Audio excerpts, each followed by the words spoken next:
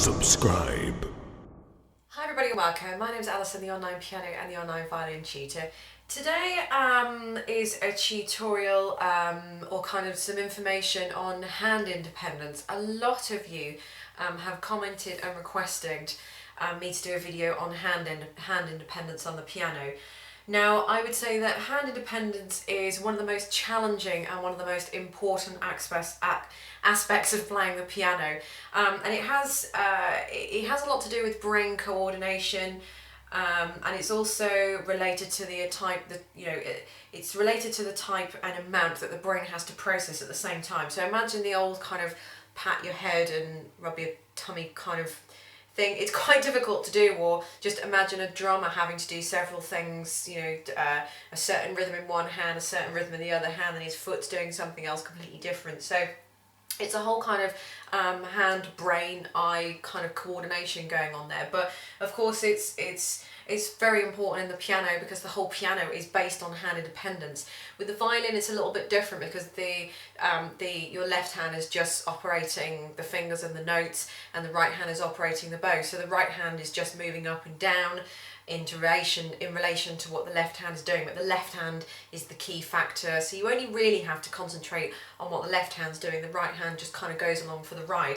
But on the piano, no, it's a lot more complicated than that because both hands are doing sort of very important things at the same time, and one without the other isn't going to work, and that sort of thing. So basically, hand independence, there isn't really much anybody can kind of say or do except that good old-fashioned thing called practice. It really is just a case of practice. People are kind of saying, is there anything I can do, and how can I make my hand independence better, and what about this and what about that? And I've done a little bit of research on Google, as well as my opinion and my knowledge on my thoughts on the topic as well. But really, it just boils down to practice. There is no hard and fast rule. There is no right or wrong way. There is no kind of fix it quick kind of solution. It is just practice. If there's a particular section that you just can't get your hands around, it really is just practice.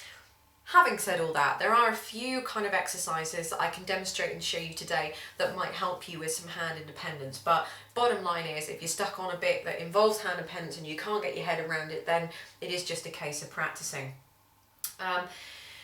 What you can do is some of the few technical exercises. So when I take on a new student, the first thing I get them doing is a load of grade 1 scales and arpeggios and broken chords and that sort of thing, because it sorts out the fingering, and you'll see exactly what I did in lesson 1 and 2 and things from my 10-course piano lessons. So it's just when you're doing a C major scale, for example, together, the hands are having to do different things. So the fingerings, if you've done that, the fingers are doing different things in each hand. So when the right hand is tucking under, the left hand isn't, then the left hand's going over and the right hand isn't. So just practicing a C major scale, hands together, 1 octave or 2 octaves, can really help.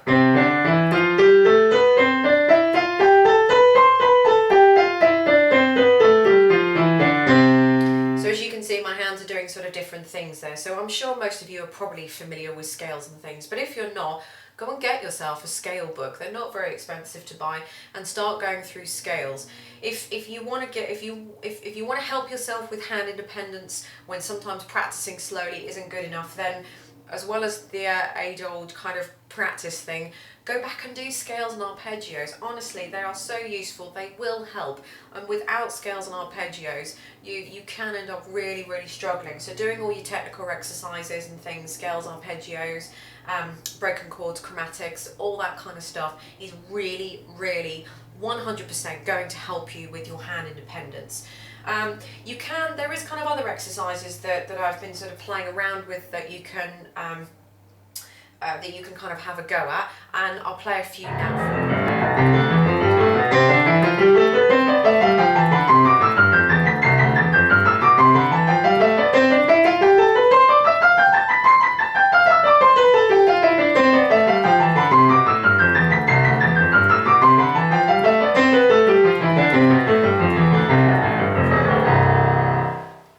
So that one was playing a 3-octave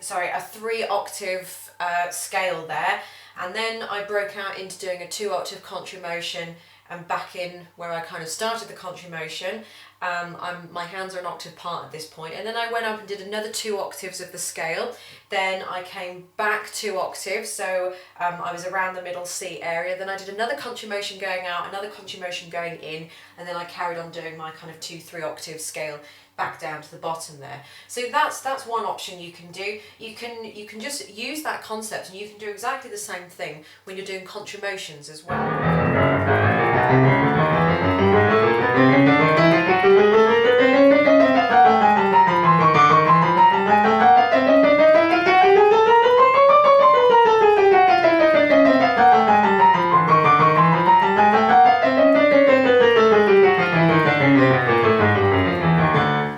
So I cut that one a little bit shorter at the end, but you can go up 2 octaves, 3 octaves, you know, whatever you want to do.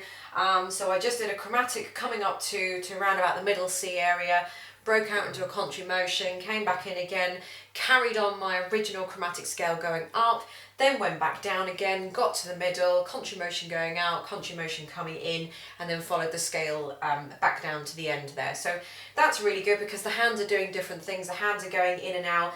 They're not kind of standard exercises that you get for exams either. You tend to get country motion, either chromatic or scales, that sort of thing, or you just get your arpeggios, just get broken chords, but you don't really tend to get them all mixed up. You could even try mixing scales, country motions, broken chords, all number of things, but you can do the same thing with arpeggios. You can go do arpeggio going up, and arpeggio going out, arpeggio going in, arpeggio going up, arpeggio going back, out, in, all that kind of thing. So those are the things that I would kind of suggest that you do with your exercises. Just kind of make them up, just play about with them. Anything to get the brain splitting in half. Country motions are very good to do because the hands are going out, the hands are going in. Quite often if you've got you know, any other scale that, apart from C obviously, so it doesn't have any black notes in, that you'll be putting in black notes here and there as well. So that's something that you can do. Another thing you can do is have a look at Bach's 2-part inventions, or even I suppose Bach's preludes and fugues even for that matter. His two Bach's 2-part inventions, I'll get the words out in a minute, are really good to do because you have kind of got a specific right hand and you have got a specific left hand going on in there as well. So if you've got something like this is Bach's Prelude.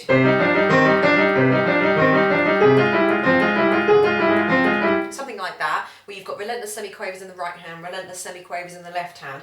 Practice hands independently, separately first. And then put them together really, really slowly.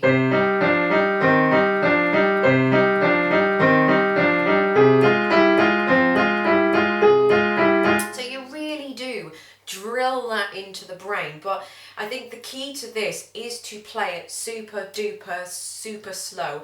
And whatever information you find on the internet, everybody will say practice it slow. Your exercises that I've just showed you are going to help you as well, but just hammering out something really, even if it has to be, even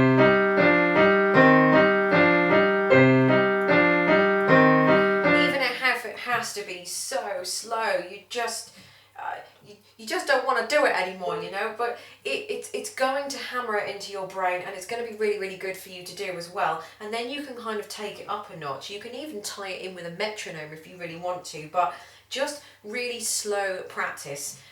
Sometimes it's really good just to, even if you've got a piece that you can do really well, sometimes it is actually good just to slow a piece right down, because there's all sorts of things that when you've learned a piece, you kind of miss out on them. You kind of miss, oh, I didn't realise that there, or I didn't realise that there.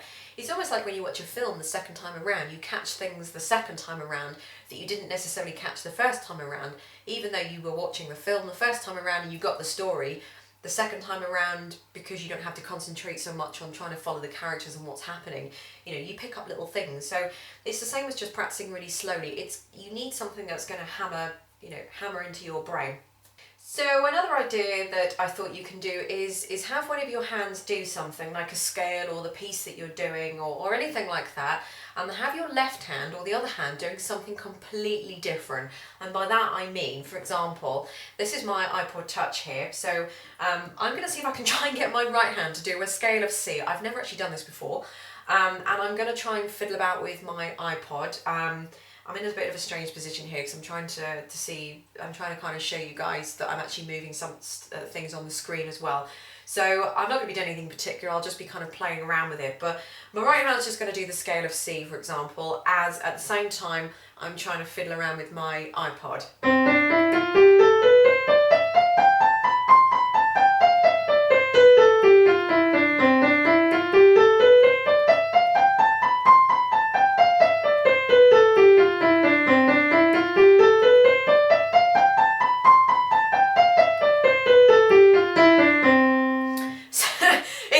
Really difficult to do, but it's really good to do. I'm not actually doing anything on here. I'm not really paying attention to what's going on here.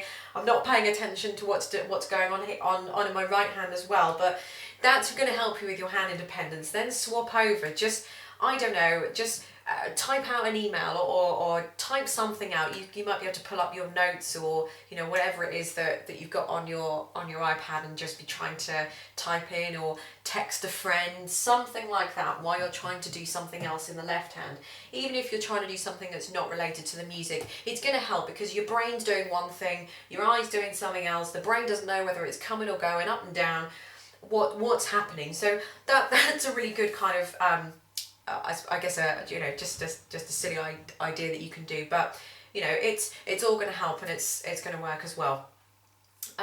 So that's about it really. Just practice. Try swapping rhythms about for pieces as well.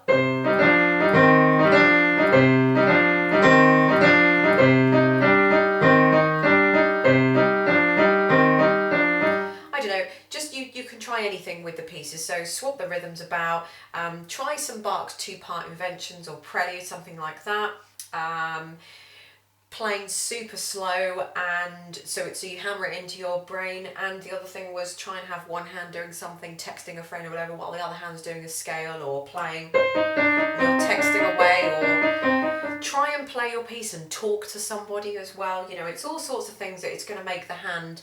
Not only is it going to hammer it into the brain, but it's going to make the hand kind of have to function on its own because the other part of the brain is being occupied talking to a friend or text messaging or something like that. So that's kind of a little insight on hand independence. Like I say, if anyone agrees or disagrees with me out there are no kind of hard and fast rules, but it really just boils down to good old-fashioned practice at the end of the day, no matter how much we want to say it, and just slowing it down and hammering it in. But there's a few little kind of hints and tips that you can pick up there, hopefully take away and carry on with your hand independence. But it is very difficult to do. It's not easy. I will tell you that it's and especially if you get some really tricky parts, it's very difficult to do. But even at my stage, I practice things very slowly as well, just to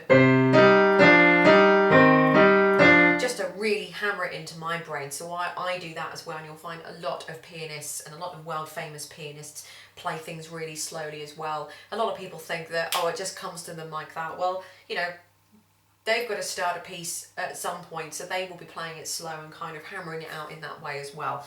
So I hope that's helped you. Thanks so much for watching. Don't forget to subscribe to my channel if you like my videos and want to see me do some more. And I'll catch you all next time. Subscribe.